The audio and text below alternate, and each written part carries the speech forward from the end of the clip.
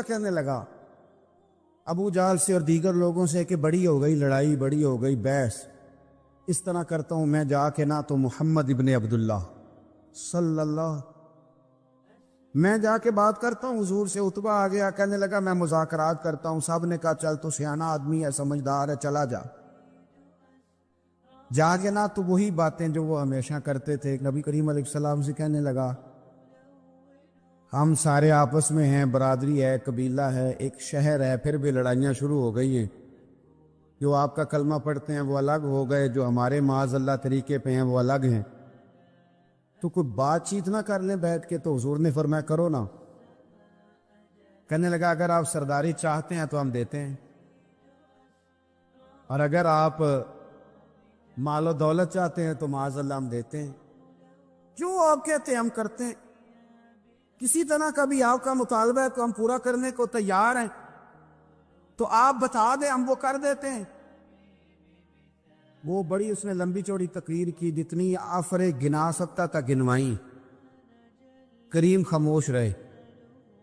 جب اس کی بات پوری ہو گئی تو حضور فرمانے لگے میں بھی کچھ بولوں؟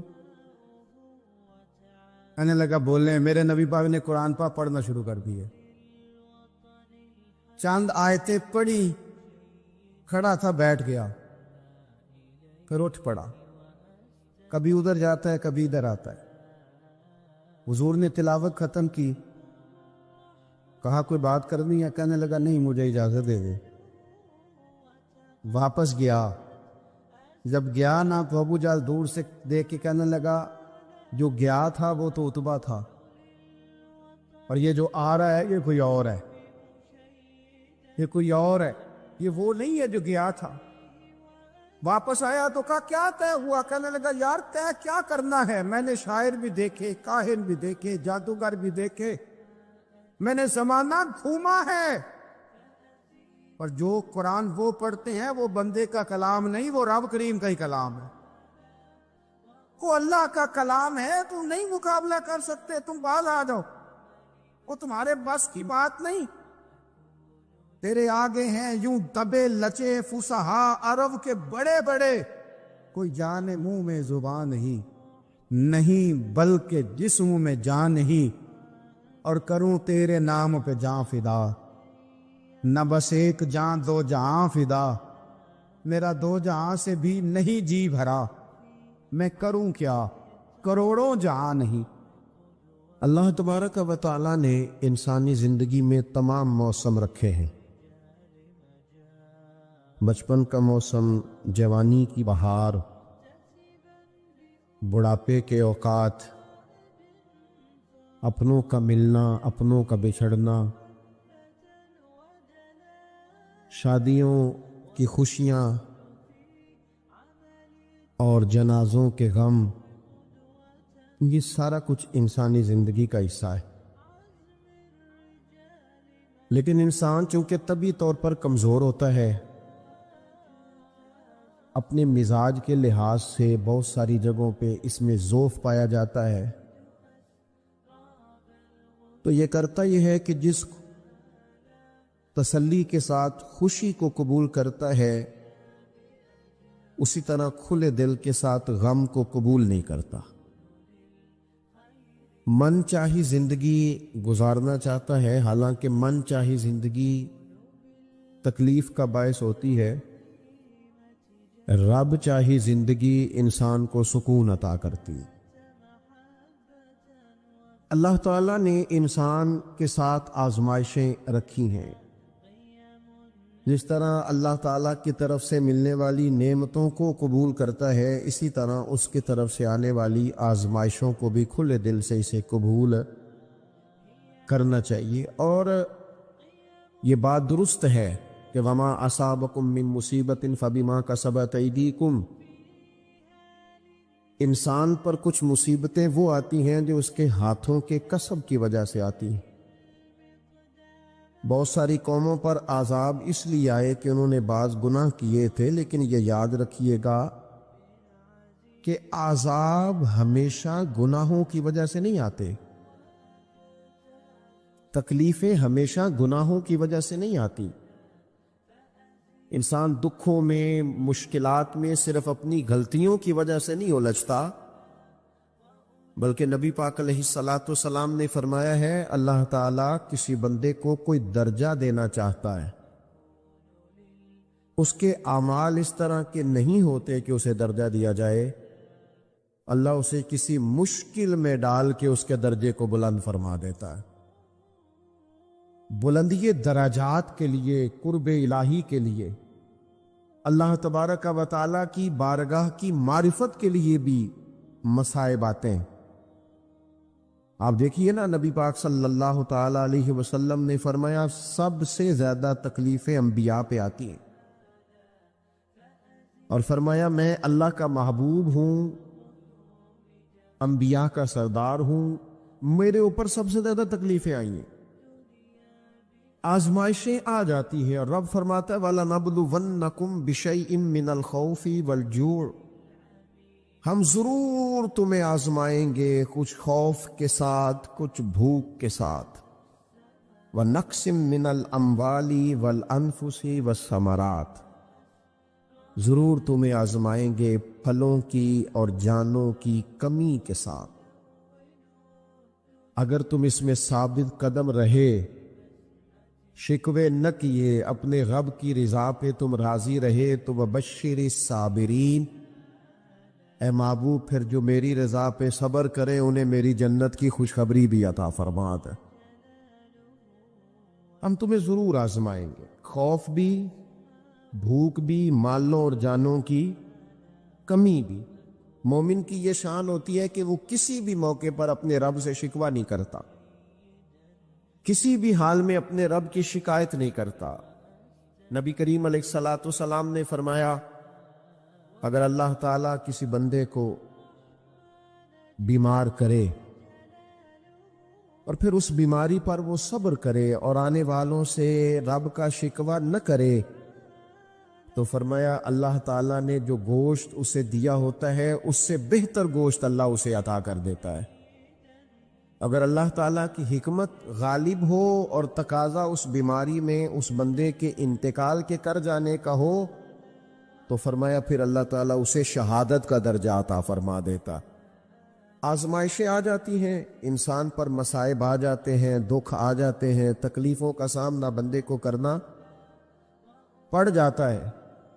اب یہ کہ اس میں اپنے دل کو، اپنی روح کو قرار دیا جائے، اپنے آپ کو اللہ کی رضا پہ کھڑا کیا جائے اور ان حوادث کا مقابلہ کیا جائے، ان چیزوں کو دیکھا جائے اور یہ غور کیا جائے کہ میرا رب اگر اسی بات میں راضی ہے تو یقیناً اس میں اللہ کی کوئی خاص حکمت ہوگی۔ قحط حضرت عمر کے زمانے میں بھی آ گیا تھا، بڑی مشکلات کا سامنا کرنا پڑا۔ تو ان مصائب میں انسان کو تھوڑا سا پہلے تو ہمت کرنی ہے، پھر اس میں کرنے کا جو کام ہے وہ یہ ہے کہ سب سے پہلا کام تو یہ ہے کہ اپنے رب کی بارگاہ میں کھل کے دعا مانگی جائے، اللہ تبارک و تعالیٰ کے حضور التجائیں کی جائیں، دعائیں کی جائیں، رب کریم کو منایا جائے۔ حضرت عمر فاروق رضی اللہ تعالیٰ عنہ کے زمانے میں جب قحط آیا تھا تو حضرت عمر نبی پاک علیہ السلام کے چچا کو حضرت عباس رضی اللہ تعالیٰ عنہ کو لے کے میدان میں نکلے تھے، اور کیا خوبصورت لفظ انہوں نے ترتیب دیے تھے، عرض کرتے تھے مالک پہلے ہم تیری بارگاہ میں محبوب پاک کو لے کے آیا کرتے تھے، آج محبوب نے ظاہری وصال کیا ہے تو تیرے محبوب کے چچا کو لے کے آئے ہیں، تو اے اللہ تو مہربانی فرما اپنے محبوب کے چچا کا صدقہ ہمیں بارش عطا فرما۔ تو بس حضرت عمر نے وہ دعا مانگی، حضرت عباس کو وسیلہ بنایا تو اللہ نے بارش عطا فرما دی۔ اچھا، پھر یہ دونوں چیزیں ہمیں حدیث صحیح میں ملتی ہیں۔ ایک نوجوان نے، ایک شخص نے آ کے حضور کی بارگاہ میں عرض کی یا رسول اللہ بارش نہیں ہوتی، دعا کر دیں، تو نبی پاک نے ہاتھ اٹھائے دعا کے لیے، اتنے ہاتھ بلند کیے کہ بغلوں کی سفیدی نظر آنے لگی۔ وہ کہتے ابھی محبوب کے دستے مبارک پوری طرح چہرے پر پھرے نہیں تھے کہ اللہ نے بارش عطا کر دی۔ پھر پورا ہفتہ بارش ہوتی رہی تو لوگوں کو اب بارش کی کثرت کی وجہ سے بعض مسائل بننے لگے تو وہ پھر حاضر ہوئے، عرض کی یا رسول اللہ دعا فرما دیں، اب تو کچھ مشکلات بڑھنے لگی ہے۔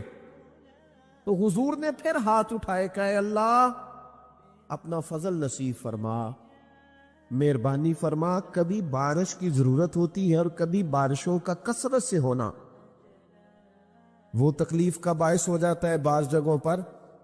تو کہتے ہیں پھر حضور نے دعا فرمائی، ابھی چہرے پہ ہاتھ نہیں پھیرے تھے کہ مدینہ منورہ میں بارش ختم ہو گئی۔ تو سب سے پہلا اور ضروری کام ہمارا آج مزاج بن گیا ہے کہ ہم تبصرے کرتے ہیں، سیاست کرتے ہیں، اس پر بیٹھ کر اب ایک اور دور آ گیا ہے، ویڈیو بناتے ہیں، موبائل چلاتے ہیں، جو کہ بہت بڑا امتحان ہے ہمارے لیے کہ صرف 20 منٹ موبائل کو ہاتھ نہ لگائیں، بہت بڑا امتحان ہے۔ ہو سکتا ہے بہت سارے لوگ بڑی تکلیف میں آ جائیں کہ پورے 20 منٹ گزر گئے، اس پہ ویڈیو بنائیں گے، اس پہ کومنٹس کریں گے، اس پہ یہ کام ہم کرتے ہیں۔ حالانکہ اگر کوئی ایسی مشکل آ جائے تو شریعت نے ہمیں یہ سبق دیا کہ پہلے دعا، پہلے اللہ کی بارگاہ میں حاضری۔ اکبر الہ آبادی نے کہا تھا کہ مصیبت میں بھی اب یاد خدا ہم کو نہیں آتی، دعا منہ سے نہ نکلی، جیبوں سے عرضیاں ہی نکلی۔ ہم محکموں میں درخواستیں دیتے ہیں لیکن دعا کی طرف بڑھتے، بڑا خوبصورت کام ہے۔ سب سے پہلے تو یہ کریں کہ وہ جو ہمارے بھائی تکلیف میں ہیں، مجبوری میں ہیں، ان کے لیے اپنے رب کی بارگاہ میں عرض کریں کہ مالک، قدرتوں کا مالک تو تو ہے، ہر چیز تو تیرے دست کرم میں ہے، اور تو کریم اتنا ہے کہ بندوں پہ تو غضب نہیں زیادہ فرماتا، رحمت ہی زیادہ فرماتا ہے، اور تیری رحمت تیرے غضب پر غلبہ رکھتی ہے، اس لیے مالک تو کرم فرما، اور یہ جو لوگ ہیں تو انہیں اپنے فضل سے ہی آسانی عطا فرما تاکہ اس مشکل سے نکل آئیں۔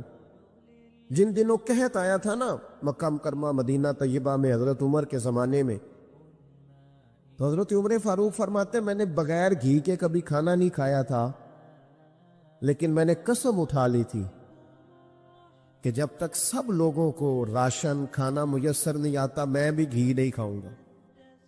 یہ جو اضافی اخراجات ہیں، ایڈوانس گاڑیاں بک کرانا، نئے ماڈل کے موبائل خریدنا، یہ جو ہمارے صرف ناز نخرے ہیں، صرف ان کو تھوڑا سا کلوز کر لو۔ عجیب بات ہے نا، عجیب ظلم ہے نا کہ ایک بچہ رات کو اس لیے کھانا نہیں کھا رہا کہ اس کی مرضی کا پکا ہوا نہیں، اور ایک طرف میرے ہی وطن میں اس ویڈیو نے بھی میری چیخیں نکلوا دی جس میں ایک بیٹی، اور اس کی عمر بھی بالکل اتنی ہے جتنی میری بیٹی کی عمر ہے، اس سے وہ صحافی پوچھتا ہے، پاؤں اس کے ننگے ہیں اور پاؤں پہ کیڑے چڑھ رہے ہیں، تو اس سے پوچھتا ہے پتر کیا چاہیے؟ وہ کہتی ہے صرف روٹی کھانی ہے، کوئی مطالبہ نہیں، کوئی مطالبہ نہیں، روٹی دا دکھ نہ پوچھو، یہ روٹی بندہ کھا جا دیجئے، روٹی بندہ کھا جاتی۔ اللہ کریم نے فرمایا وَتَعَاوَنُوا عَلَى الْبِرِّ وَالتَّقْوَىٰ، جب تقوی اور پرہیزگاری کا معاملہ ہو تو ایک دوسرے کے ساتھ تعاون کرو، ایک دوسرے کے ساتھ تعاون کرو، ایک دوسرے کا آگے بڑھ کے بازو تھامو، خیر کے کاموں میں ایک دوسرے کی مدد کرو، آگے نکلو۔ ہو جاتا ہے کبھی کبھی ایسا کہ ایک بھائی کے پاس بہت زیادہ مال ہوتا ہے، دوسرے کے پاس کم ہوتا ہے، اور نبی پاک صلی اللہ تعالی علیہ وسلم نے ارشاد فرمایا کہ یاد رکھنا اللہ تبارک و تعالی اتنی دیر تک تمہاری مدد کرتا ہے جب تک تم اپنے بھائی کی مدد کرتے رہتے ہو، اللہ تمہارا مددگار رہتا ہے۔ دیکھیے حضرت سیدنا آدم علی نبینا علیہ الصلاۃ والسلام سے ایک خطائے اجتہادی ہو گئی، اللہ تبارک و تعالی نے ایک درخت کے پاس جانے سے منع کیا تھا، لیکن مشیت ایزوی کے حضرت آدم وہاں چلے گئے۔ اور پھر جب انہیں محسوس ہوا نا کہ میرا رب ناراض ہو گیا ہے اور وہ زمین پہ تشریف لے آئے، تو 300 سال انہوں نے رو کے گزارے۔ یہاں تو خشک ہو گئی ہیں لوگوں کی آنکھیں۔ اب بھی لوگ ٹی وی کی خبروں پر زیادہ توجہ دیتے ہیں، لوگ ظاہری اسباب پر زیادہ نظر رکھتے ہیں۔ 300 سال جناب آدم علیہ السلام نے رو کے گزار دیے، 300 سال۔ اور پھر دونوں نے، قرآن مجید فرماتا ہے کہ دونوں نے، جناب آدم نے، حضرت حوا نے کہا، وقالا، دونوں نے کہا، ربنا ظلمنا انفسنا، اے اللہ ہم نے خود ہی اپنا برا کیا، وَإِن لَّمْ تَغْفِرْ لَنَا، اگر تو نے ہمیں معاف نہ کیا، لَنَكُونَنَّ مِنَ الْخَاسِرِينَ، تو اللہ ہم نقصان اٹھانے والوں میں سے ہو جائیں گے۔ اللہ کو منایا، اس کی بارگاہ میں آہوزاری کی، گڑ گڑائے، عرض گزار ہوئے، ربنا ظلمنا انفسنا، اے اللہ ہم نے خود ہی اپنا برا کیا ہے، وَإِن لَّمْ تَغْفِرْ لَنَا، اگر تو نے ہماری بخشش نہ کی، وَتَرْحَمْنَا، اور تو نے ہمارے اوپر رحم نہ کیا، لَنَكُونَنَّ مِنَ الْخَاسِرِينَ، تو ہم نقصان اٹھانے والوں میں سے ہو جائے۔ اللہ تو ہمارے اوپر رحم فرما، ہم پر فضل فرما، ہمارے لیے آسانی فرما۔ تو جب یہ جملے آپ نے ادا کیے تو پھر اللہ تبارک و تعالی نے ان پر اتنا فضل فرمایا کہ مالک کریم نے اپنی ساری رحمتوں، برکتوں، نوازشوں سے انہیں مالا مال فرما دی۔ تو پہلے تو بات یہ ہے کہ احساس ندامت ہو، پھر اس کے بعد رب کریم کو منانے کی خواہش ہو، بے رخی کا مظاہرہ، اور اسی طرح کھیلتے رہنا اور اسی طرح روٹین کے کاموں میں لگے رہنا، بلکہ پہلے سے زیادہ ان چیزوں پہ توجہ کرنا جن پر پہلے کام کی جاتی، فضولیات کو اپنے معاملات کا حصہ بنا لینا، لوڈو پہلے سے زیادہ کھیلی جانا، شطرنج کی بازیاں لگنا، اور فلم اور ڈراموں پر توجہ بڑھا لینا، گیمیں کھیلنے لگنا، بجائے اس کے کہ اللہ نے اوقات دیے ہیں تو اس میں رب کو منایا جائے اس کی بارگاہ میں۔ لیکن وہ اس طرح جیسے شکاوت بڑھتی ہے، جیسے ہمیں احساس ختم ہو گیا، جیسے ہماری طبیعت کے اندر اب وہ والی بات نہیں رہی جو کہ ہونا چاہیے۔ تو اللہ کریم کی بارگاہ میں عرض کیا جائے، رب کریم کے حضور ناز یہ گزارش کی جائے اور اسے منایا جائے۔ سورۃ المومنون کو دیکھیے تو اللہ تبارک و تعالیٰ نے ارشاد فرمایا، دیکھیے ذرا قرآن مجید کا انداز، فرمایا وَقُلْ رَبِّ اغْفِرْ وَارْحَمْ،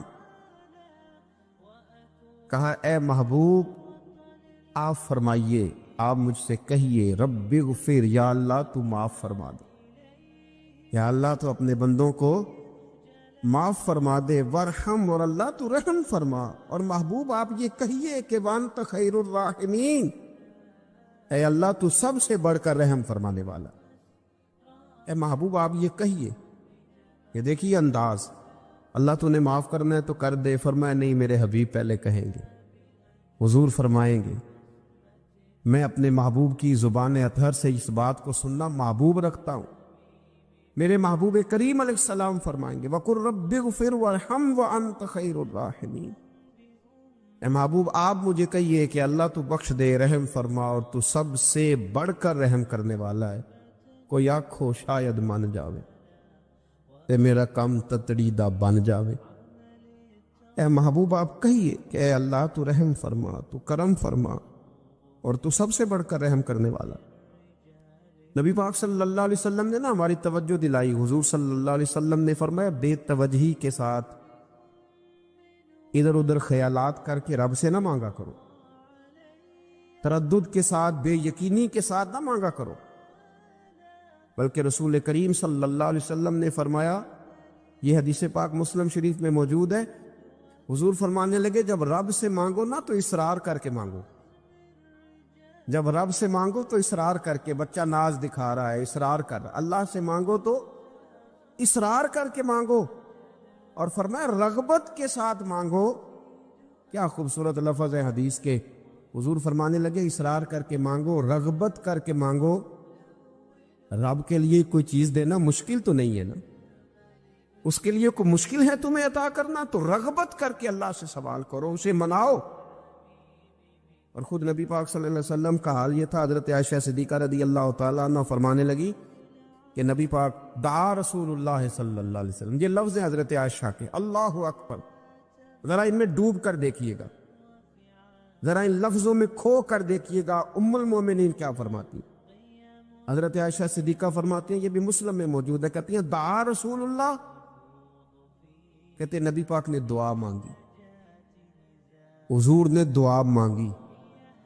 سبحان اللہ، کیا لفظ ہیں، کیا وجد آفرین جملے، کہتے ہیں دعا رسول اللہ، نبی پاک نے دعا مانگی، ثم دعا، دعا مانگ کر حضور پھر دعا مانگنے لگے۔ حضور نے دعا مانگی اور دعا مانگ کر حضور پھر دعا مانگنے لگے، اور ثم دعا رسول اللہ، تیسری دفعہ فرماتی ہے، کہتی ہیں حضور نے دعا مانگی اور دعا مانگ کر پھر دعا مانگنے لگے، یعنی حضور نے دعا مانگی اور پھر دعا مانگی اور دعا ختم ہو گئی تو تیسری دفعہ پھر دعا مانگی، یعنی حضور نے مانگا۔ کیا کہا حضرت نے، فرمانے لگے مانگیں گے مانگے جائیں گے، منہ مانگی پائیں گے، سرکار میں نہ لا ہے نہ حاجت اگر کی ہے، مانگیں گے مانگے جائیں گے، منہ مانگی پائیں گے۔ حضور نے دعا مانگی اور دعا مانگ کر پھر دعا مانگی اور دعا مانگ کر پھر دعا مانگی۔ تو نبی پاک صلی اللہ علیہ وسلم کا تو اللہ سے مانگنے کا، اس کو منانے کا یہ طریقہ، حضرت عبداللہ ابن عمر فرمانے لگے، یہ لفظ ابو داؤد شریف میں موجود ہے، ذرا ان کا بھی ذائقہ محسوس کیجئے گا۔ حضرت سیدنا عبداللہ ابن عمر فرماتے میں حضور کی مجلس میں حاضر تھا، حضور مانگنے لگے اللہ سے، حضور اللہ سے مانگنے لگے۔ میں تو کئی دفعہ یہ دعا بھی مانگنے لگ جاتا ہوں کہ اللہ تو ان دعاؤں کی طرف تو دیکھ جو تیرے رسول نے ہمارے لیے مانگی۔ اللہ تو ہمیں تو نہیں نا مانگنا آتا، نہیں طریقہ آتا، نہیں سلیقہ آتا، نہیں انداز آتا، ہم تو بے توجہ سے لوگ ہیں، بیٹھنے کا ڈھب نہیں آتا ہمیں تو ہاتھ اٹھانے کا سلیقہ نہیں آتا، ہم تو وضو کرنے کے اس طریقے سے آشنا نہیں، پر اللہ تیرے محبوب نے تو خوب مانگا ہے نا تجھ سے، تیرے پیارے حبیب علیہ السلام نے تو تجھے منایا ہے نا ہمارے حق میں، تو اللہ تو ان دعاؤں کی طرف تو دیکھ۔ حضرت عبداللہ ابن عمر رضی اللہ تعالیٰ عنہ فرماتے میں حضور کی مجلس مبارکہ میں بیٹھا تھا، ابو داؤد شریف میں موجود ہے، کہتے ہیں حضور دعا مانگ رہے تھے۔ دعا کیا تھی؟ دعا حضور یہ مانگ رہے تھے، رب اغفر لی، یا اللہ ہمیں بخش دے، وتب علی، اللہ ہماری توبہ قبول فرما، انک انت التواب الرحیم، بے شک تو توبہ قبول کرنے والا اور رحم کرنے والا۔ حضور دعا مانگ رہے تھے، اے اللہ رب اغفر لی، یا اللہ ہمیں بخش دے، وتب علی، اور ہماری توبہ قبول فرما، انک انت التواب الرحیم، بے شک تو توبہ قبول کرنے والا اور رحم کرنے والا۔ حضرت عبداللہ ابن عمر فرماتے اس ایک دعا کو ایک ہی مجلس میں ایک ہی جگہ بیٹھ کر میرے نبی پاک نے اپنی زبان اطہر سے 100 مرتبہ ادا فرمایا۔ 100 مرتبہ حضور نے یہ لفظ کہے، رب اغفر لی وتب علی، رب اغفر لی وتب علی، رب اغفر لی، اے اللہ بخش دے، رحم فرما، وتب علی، بس قبول کر لے نا اب ہماری توبہ، انک انت التواب الرحیم، بے شک تو توبہ قبول کر لیا کرتا ہے، تو رحم فرمایا کرتا ہے۔ ایک ہی مجلس میں 100 دفعہ حضور نے دعا مانگی، دعا مانگ کے پھر دعا مانگی، اور دعا مانگ کے پھر دعا مانگی۔ اللہ کو منایا میرے رسول پاک، حضور نے ہمیں بتلایا، اسے مناؤ، اس کی بارگاہ عالی مرتبت میں جھکو، اور حضور نے خود بھی یہ طریقہ ہمارے سامنے بطور سنت کے چھوڑا، اور پھر نبی پاک صلی اللہ علیہ وسلم نے آگے بڑھ کے ہمیں کچھ اور باتیں بھی ارشاد فرمائی۔ حضور نے ہمیں بتلایا کہ پچھلے لوگ اپنے رب کو کیسے مناتے تھے، وہ کس طرح اس کے حضور ناز عرض کرتے تھے۔ حضور نے ہمیں اللہ کو منانے کے طریقے بھی بتلائے، فرمایا جب ماں باپ دعا مانگیں گے اولاد کے حق میں تو وہ مان جائے گا۔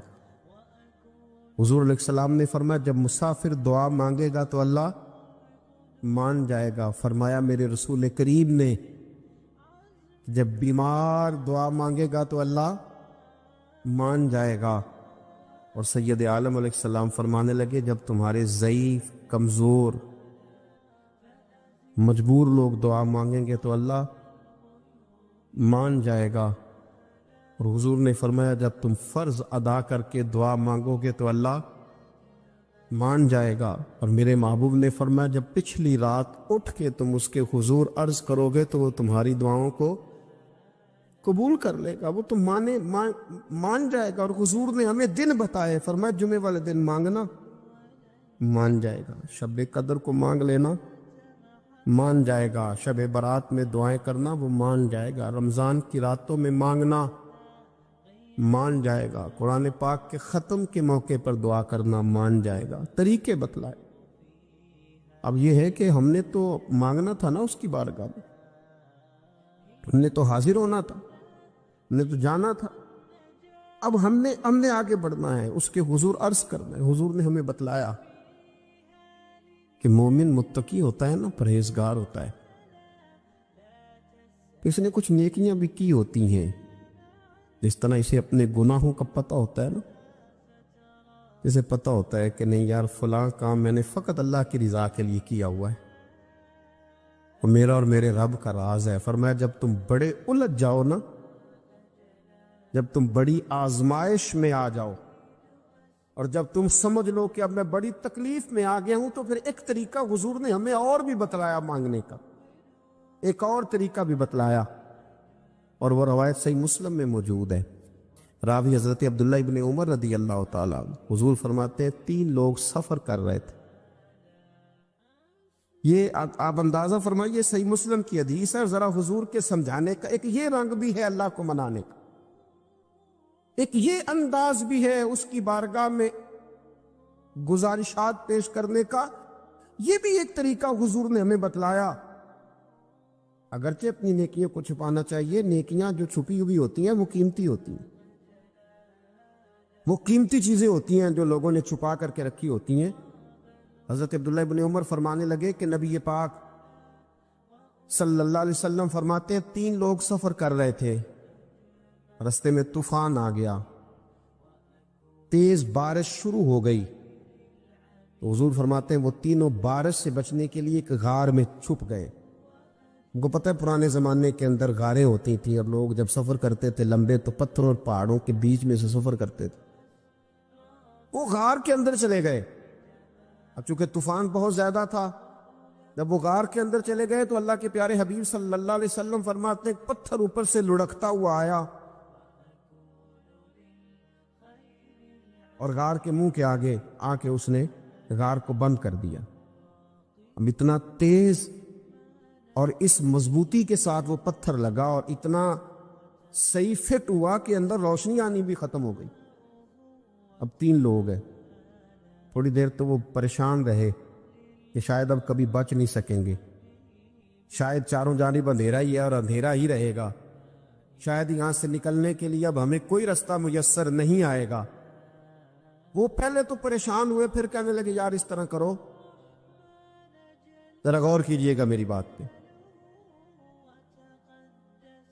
فرمایا اس طرح کرو، اگر کوئی زندگی میں نیکی کی ہے نا تو ذرا اس نیکی کو یاد تو کرو، اور یاد کر کے اس مالک کے حضور عرض تو کرو، وہ کریم ہے، کوئی آنکھو شاید من جاوے کہ گل کم تتڑی دا بن جاوے، عرض تو کرو۔